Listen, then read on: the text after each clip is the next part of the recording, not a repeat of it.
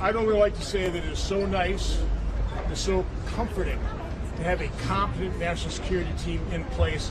We heard an excellent briefing down there. I'm not going to give you any details, but I, for one, am comforted by having a president who is decisive, who took action to protect America, to protect our ally Israel, and at least for a while take away the threat of a nuclear Iran. So again, it's nice to have a competent team in place. Thank you. Senator, on the bill. On the bill. Where, I mean, you obviously, you're one of the people who raised the most concerns about it. The leadership says this needs to pass by this weekend, get it on the president's desk by July 4th. Is that the right thing to do, given the public has not seen this bill, this is still being negotiated behind closed doors? Well, first of all, I haven't seen it.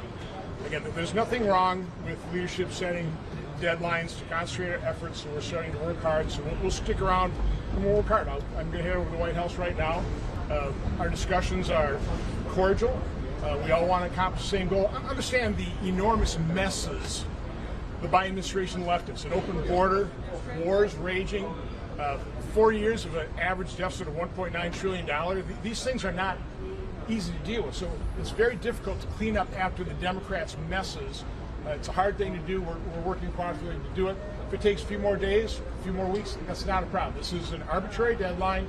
It's been set to make sure that we do all the hard work, and we're trying to do it. Will you vote tomorrow to proceed, even if the bill is not done? Will you vote to proceed? No, because I haven't seen the bill. I've got to see the bill. I want the conference to be able to discuss the bill. I want us to go through every provision, what the scores are, what we should leave in, what we should leave out. And that shouldn't take that long once we have the full bill, but we need the full bill. Again, what the parliamentarian did kind of was a little bit of a hand grenade, but I've been encouraged by what we heard in lunch. I think we can maybe, I don't want to certainly sour anything with the parliamentarian, but it sounds like we can overcome some of those objections and land in the right place here. I'm hoping that can happen. Are you concerned about the growing cost of the bill, though, given so many things have been ruled out of order by the parliamentarian? Listen, I think there are other areas where we can, return to a reasonable pre-pandemic level spending, which is what I've always been looking at. I realize you can't do it in one single bill. My biggest concern, I don't want this to be a one-and-done bill. It's going to take multiple steps. So that's my main thing is what can we do as a forcing mechanism to make sure that if we do a budget review panel and we do go line by line and program by program and literally identify things, if we eliminate programs, hundreds of billions of dollars of spending, nobody even notice. I mean, when you go from $4.4 trillion of spending to $7 trillion, don't tell me there's plenty of savings left. We're trying to do something hard. We're trying to do it pretty fast. It'll take time and we'll need another bite at the apple here. So again, we're working very cooperatively. I appreciate what the White House administration is doing in terms of helping set up a budget review panel to do that line by line, program by program review. Again, I'm looking at what's the forcing mechanism, so if we do the hard work, we actually have another bite at the apple to enact those.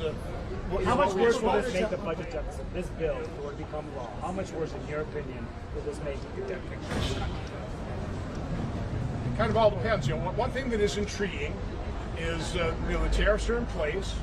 They haven't sparked inflation. I was with Secretary Besson in his office a couple of days ago, and maybe something we should contemplate, because right now those are somewhat uncertain, held up in court.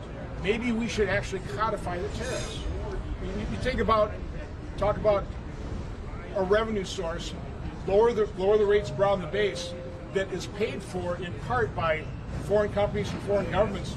That's not that bad. So again, I'm not a big fan of tariffs. I think President Trump was probably right on this. This might, well again, it's not codified right now. If we hit a sticking point, that's maybe not a bad place to go in terms of assuring ourselves that we have reduced deficits. Now, I really don't want to fund the deep state, but I also don't want to have these massive deficits. So I'm very open. I'm very flexible. I'm focused about we have to stop mortgaging our kids' future. It's unconscionable. It's wrong what we're doing. And again, I know the president shares that same goal. I think our leaders do as well. So again, to emphasize, Democrats, President Biden left us an enormous mess, dug the hole far deeper than should have been dug. We're trying to dig out of it. That's our hard thing. Are you open to overruling the parliamentarians?